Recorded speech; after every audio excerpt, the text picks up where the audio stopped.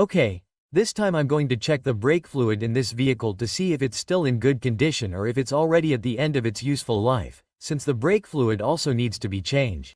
Generally, the specifications for when to change the brake fluid aren't available in the manuals, but it's recommended to check the condition of the brake fluid at least once a year, especially in vehicles that have already exceeded 100,000 kilometers or 70,000 miles. It's very important to check the condition of the brake fluid, since brake fluid absorbs water. It's a fluid that has the characteristic of absorbing water, losing effectiveness, getting dirty, and at a certain point, if the brake fluid loses a lot of its properties, it absorbs too much water and dirt. And in short, that's when we're going to have that problem where the pedal goes all the way down and the vehicle doesn't stop, or it's very hard to stop.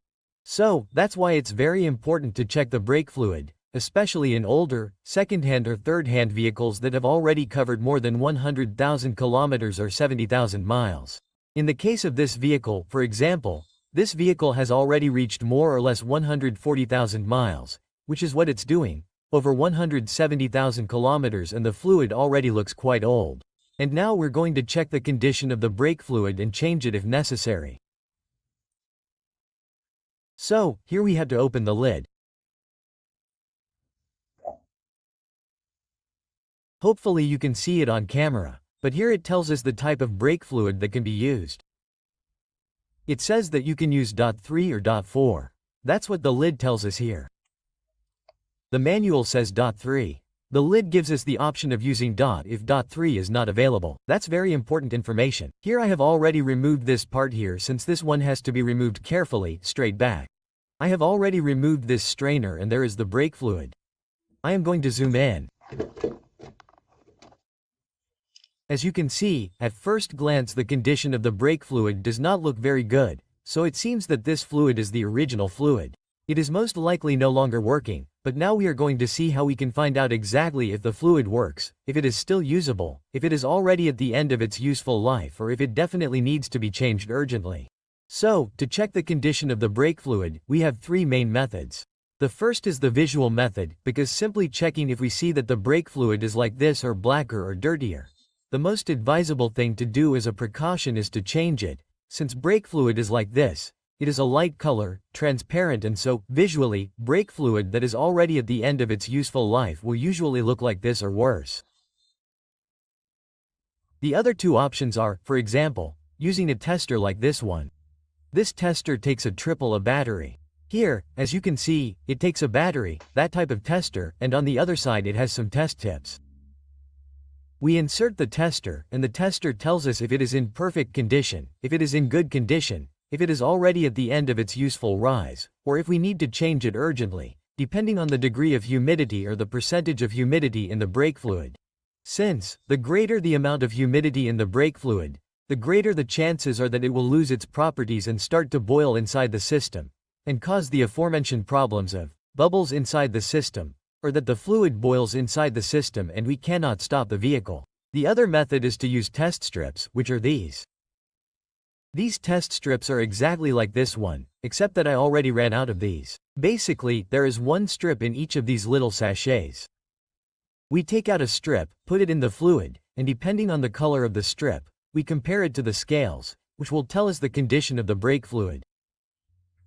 These are generally the methods used to check the condition of the brake fluid.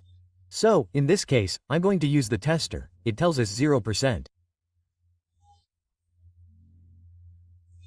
We haven't checked anything yet, but we press the button and it will tell us the condition of the brake fluid.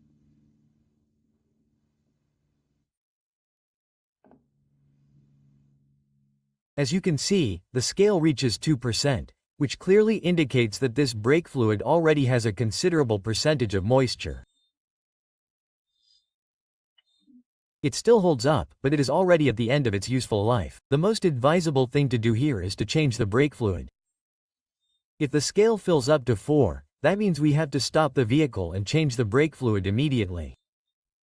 But here, for example, we already have a percentage, which indicates that it is at the end of its useful life, and the most advisable thing to do is change it.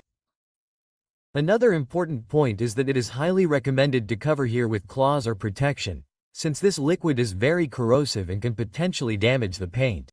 Therefore, it is best to be careful and always cover the areas around where we are going to work with this type of brake fluid. So, in this case I am going to proceed to do a complete brake fluid change, and for that I initially have to remove the brake fluid from the reservoir here. Change this brake fluid and put in new brake fluid.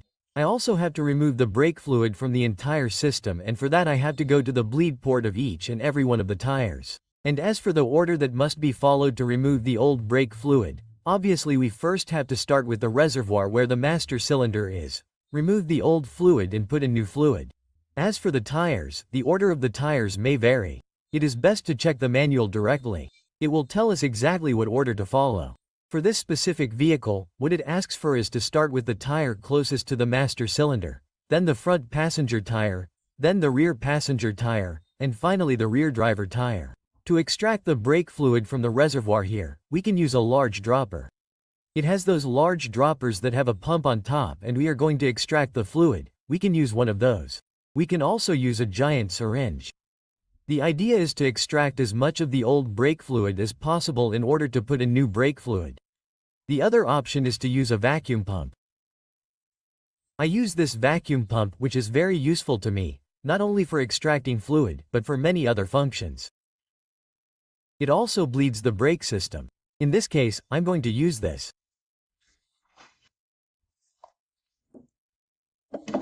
So, basically, what I do is place the container upright, insert the hose, and then press the hose.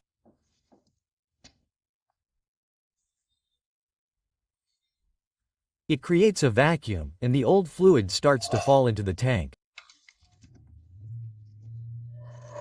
The good thing about this hose is that it's quite flexible. And it can reach all the way down here, since a large dropper probably wouldn't be able to reach. Syringes can also reach far, but this one is more flexible.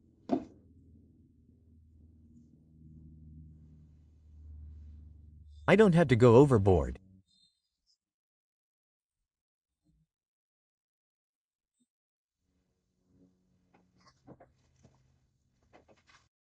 There we see the difference between the old brake fluid and the new brake fluid.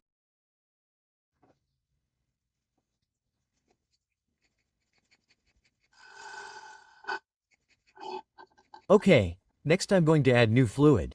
I'm going to use the same one that came with it, which is .3. I'm not going to change anything.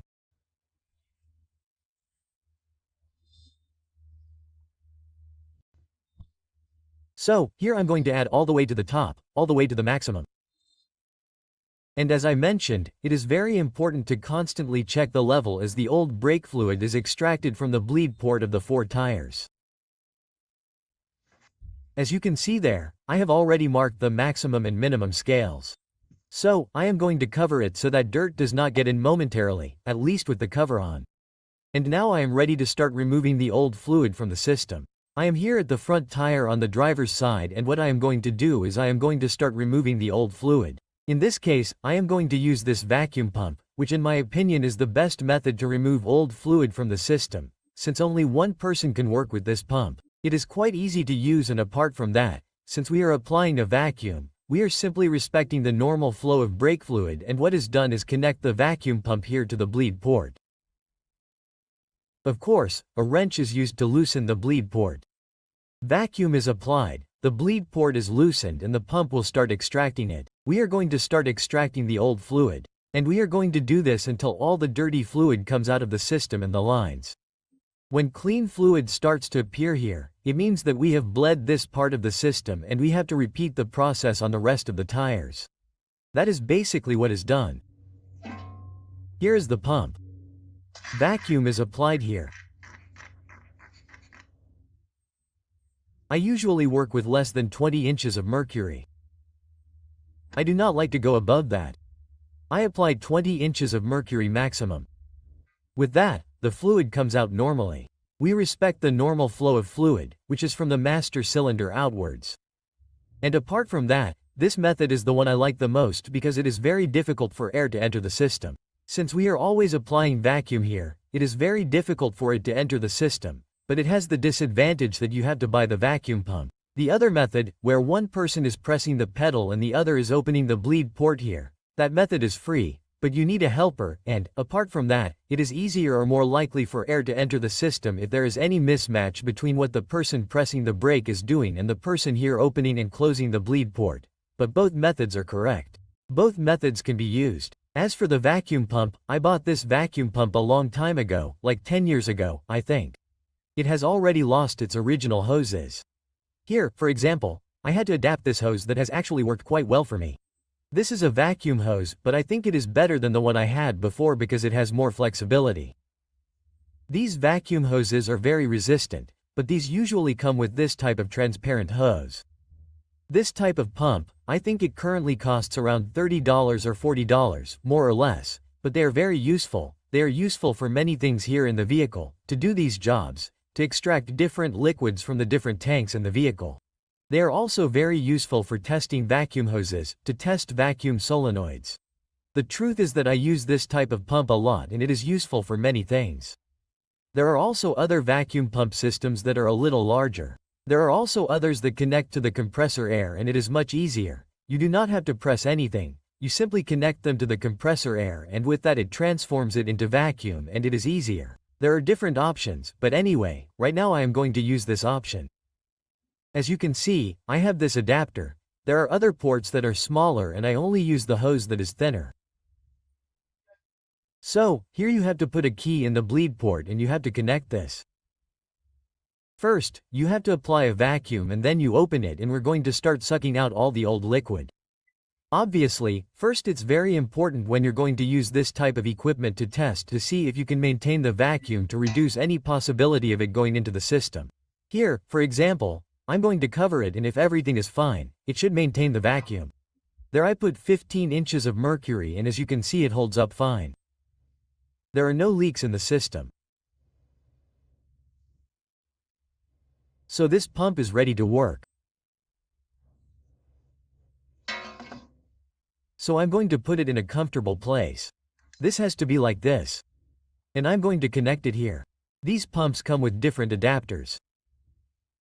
This is the one that is for the size of this bleeder, of this bleed port.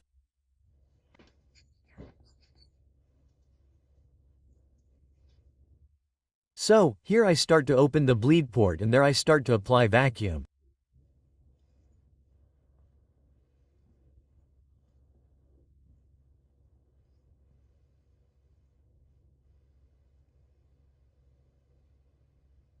As you can see, all the dirty liquid is coming out. I'm working around 20 inches of mercury.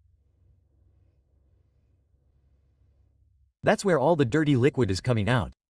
As we can see, once the container is full, I close the bleed port, relieve the vacuum, and now I can empty the dirty fluid.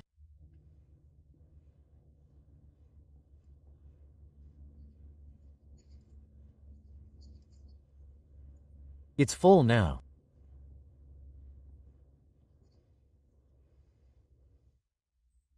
I close the bleed port.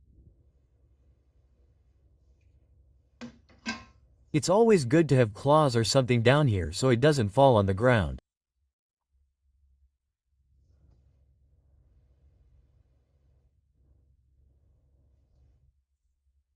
And now I pour it into a container to recycle it and not throw it directly into the regular drain. And I apply a vacuum. I open the bleed port and continue extracting the dirty fluid. Of course, we have to keep checking up there.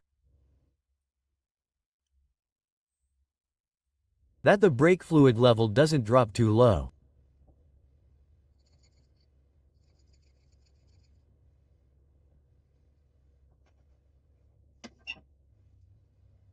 As you can see, the dirty fluid is still coming out.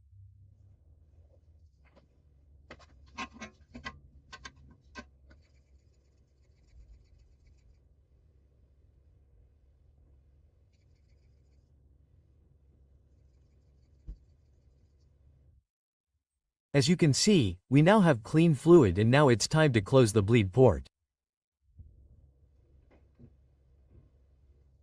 There it is. We release the vacuum, disconnect it, and as you can see, the clean fluid is now there. Now, yes, we're going to throw this away anyway. As you can see, it's clean now. So, let's move on to the next tire. And of course, we have to keep filling the master cylinder reservoir. Of course, here you also have to close it well. It's closed well there. Let's give it a good clean. It doesn't have the caps here anymore. It would also be a very good idea to get the plugs that go here, since they are quite important. They prevent debris from getting in here and getting clogged. Something important to mention regarding the bleed ports and the plug here is that when we put the vacuum hose in, or if we are using the other method where we are pressing the brake pedal there in the vehicle's cabin, if we loosen the bleed port and nothing comes out here, in that case, what we have to do is stop pressing the pedal, if we are using that method, or stop applying vacuum. And what we have to do is completely loosen the bleed port, take out the entire bleed port. The bleed port has some ducts, some conduits, some holes that are where the fluid comes out. Many times those are blocked or very dirty, and what we have to do there is clean them. We should also clean the caliper area here. When there's a lot of dirt, it gets clogged and no more fluid comes out. That's also important. When no more fluid comes out, you have to unclog it and clean the bleed ports inside as much as possible.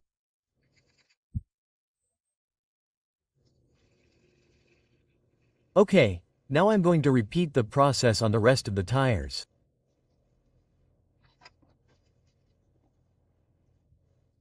I'm now on the front tire on the passenger side and I'm going to repeat the same procedure. As you can see, clean fluid has come out here. I'm now going to move on to the next tire, which is the rear tire on the passenger side. We'll close it properly here. Okay, now I'm ready on the next tire, which is the rear tire on the passenger side. I already have the wrench and the bleed port. I have everything ready here. In this case, the bleed port is right here in the back.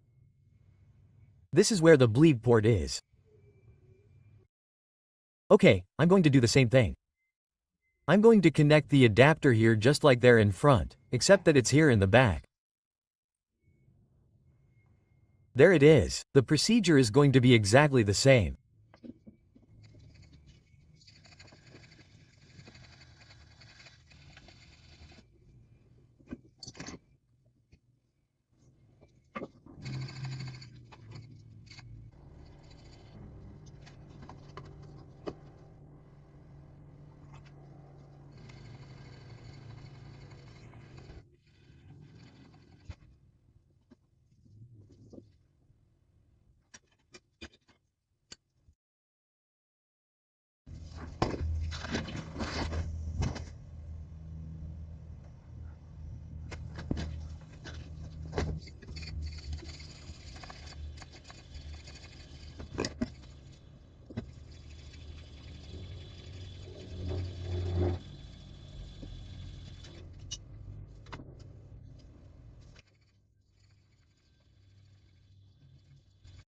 Okay, well, the procedure is now complete. All that's left is to make sure it's closed properly. It's ready. I'm going to get the caps that go here, since they're very important and this car doesn't have them. As soon as I have them, I'm going to put them on. So, before putting the tires on and, of course, changing the front brakes, the next thing to do is press the brake pedal. The brake pedal has to be firm. If the brake pedal is spongy or goes all the way down, it means that air has entered the system. If we use this procedure, it's very unlikely that air will enter the system, but when it does, it's because sometimes we forget to put fluid in the master cylinder, in the reservoir, and the system absorbs air. If that happens, no problem. If we see that the pedal goes all the way in, it's very spongy, no problem. What we have to do is repeat the procedure again. But now we have to be careful to add fluid and not let the reservoir run out of fluid. That's all that happens when the pedal goes all the way in. But as I mentioned, it's very unlikely with this procedure. And of course we have to check the fluid level. As you can see there, I've already filled it all the way to the top, to the maximum. So now I can put the strainer in there. In its place. There it is. Now I can put the lid on and that way everything is ready.